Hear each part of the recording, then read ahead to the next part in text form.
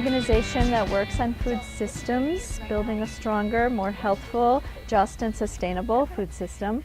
And we do things in lots of different ways. We work on community celebrations and bringing people together around food and showcasing all of the wonderful opportunities to eat more locally, eat more sustainably, bringing information to people about why that's important and what they can do about it. They've done a lot of international fair trade. So REAP has worked a lot in that educational awareness building over the years, and we still do a lot of that. But we also work to now be the facilitator to the actual change. So we have a farm to school program, which is one of our biggest programs, thinking the most important thing we can do is to help the next generation of eaters understand, feel comfortable with eating more responsibly. And that starts with just helping children taste food in the urban setting. So many of these kids are not eating fruits and vegetables, and they don't even know what they taste like, and they're not acquiring a taste for it. We think schools are a very important place for setting that in motion for them, both educationally but just habitually. Just having the food there in that place there every single day for lunch, we think is really important.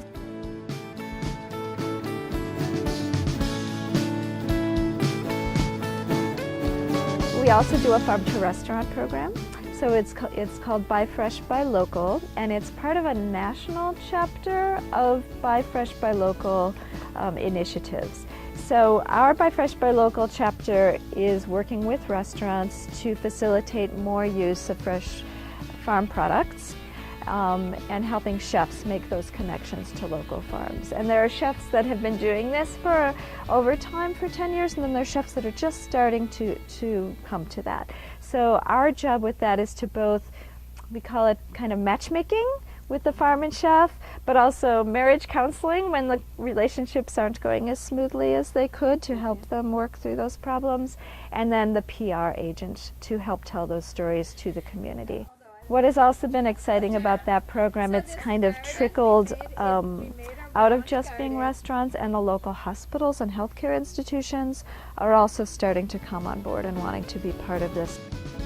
We get calls from farmers all the time, and then our process with them is very much like it is with the restaurants, is we just want to learn. So what do you grow? How much do you grow? What are your prices? What would your delivery arrangements look like?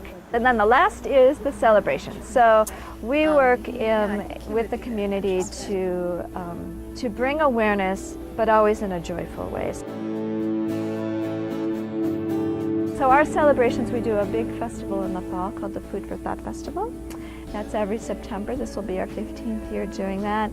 And it's a way of showcasing what is. And the nonprofits and the farms and the restaurants, we all come together for a day, and 3,000 to 5,000 people come and learn and taste and explore. We do a wonderful event every spring called Burgers and Brew, and it's about beer and hamburgers, and it's out at a local brewery, and about 1,400 people join us that day, and the chefs come and grill, and the brewers bring the beer, and it's really, again, just about showcasing the farmer-chef connection. In the fall, we do something called Pie Palooza, which is, again, a farmer-chef showcase where it's just about pies and the innovative things people can do about quiches and tarts and savory pies and sweet pies, and it's just a fun exploration. It's about a year and a half now ago that the coalition began, and I think we're still in an exploratory phase of what the coalition is going to be, and how do we work nicely together, support each other, encourage each other's good work, not trip over each other too much, not plan events on the same day. Just how do we approach life together to build what we all agree is important in a better way. And I think that the focus of the coalition has primarily been that the meetings have been always to bring, highlight a program every meeting. There's opportunities for 1 or 2 programs to just talk more about what they're doing so that we're all more aware of what's going on, and then just have time to talk. I haven't planted them in years, they just reseed.